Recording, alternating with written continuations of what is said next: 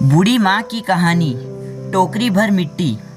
किसी जमींदार के महल के पास एक गरीब अनाथ विधवा की झोपड़ी थी।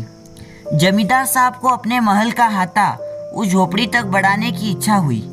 विधवा से बहुतेरा कहा कि अपनी झोपड़ी हटा ले, पर वह तो कोई जमाने से वहीं बसी थी। उसका प्रिय पति और इकलौता पुत्र भी उसी झोपड़ी में मर गया था। पतोहू भी एक 5 बरस की कन्या को छोड़कर चल बसी थी। अब यही उसकी पोती इस वृद्धाकाल में एकमात्र आधार थी। जब उसे अपनी पूर्व स्थिति की याद आ जाती तो दुख के मारे वे फूट फूट कर रोने लगती थी।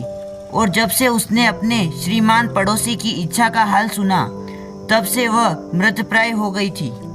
उस झोपड़ी में उसका मन लग गया था कि बिना मरे वहां से वह निकलना नहीं चाहती थी। श्रीमान के सब प्रयत्न निष्फल हुए। तब वे अपनी जमींदारी चाल चलने लगे। बाल की खाल निकालने वाले वकीलों की थैली गरम कर उन्होंने अदालत में झोपड़ी पर अपना कब्जा करा लिया और विधवा को वहां से निकाल दिया।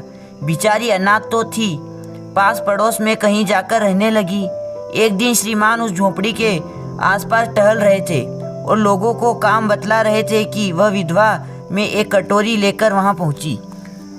श्रीमान ने उसको देखते ही अपने नौकरों से कहा कि उसे यहाँ से हटा दो, पर वह गिड़गिड़ा कर बोली, महाराज, अब तो यह झोपड़ी तुम्हारी ही हो गई है, मैं उसे लेने नहीं आई हूँ। महाराज क्षमा करे तो एक विनती है। जमींदार साहब के सिर हिलाने पर उसने कहा, जब से यह झोपड़ी छूटी है तब से मेरी पोती ने खाना पीना छोड़ दिया है।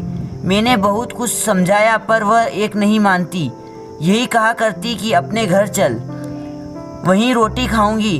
अब मैंने यह सोचा कि उस झोपड़ी में से एक टोकरी भर मिट्टी लेकर उसे वहां पर चूल्हा बनाकर रोटी पकाऊंगी। इससे भरोसे है कि वह रोटी खाने लगेगी।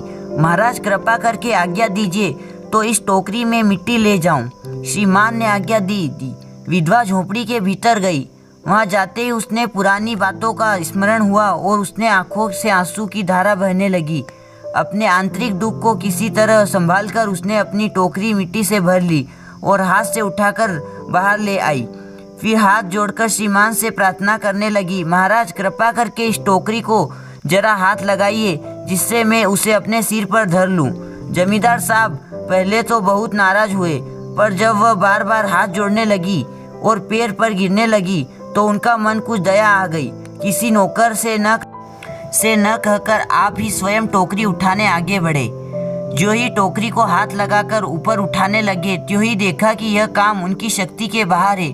फिर तो उन्होंने अपनी सब ताकत लगाकर टोकरी को उठाना चाहा, पर जिस स्थान पर टोकरी रखी थी वहां से वह एक हाथ भी ऊंची ना उठी। वह उज्जलित होकर कहने लगे, नहीं, यह टोकरी हमसे ना उठाई जाएगी।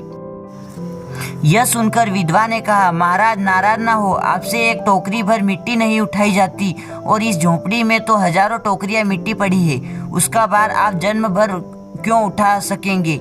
आप ही इस बात पर विचार कीजिए। जमींदार साहब धन मत से वर्गित हो आप कर्तव्य भूल गए थे। पर विधवा के उपयुक्त वचन सुनते ही अपनी आंखों खुल गई। कर्म का पश्चाताप उन्होंने विधवा से क्षमा मांगी और उसकी झोपड़ी वापस दे दी। धन्यवाद दोस्तों।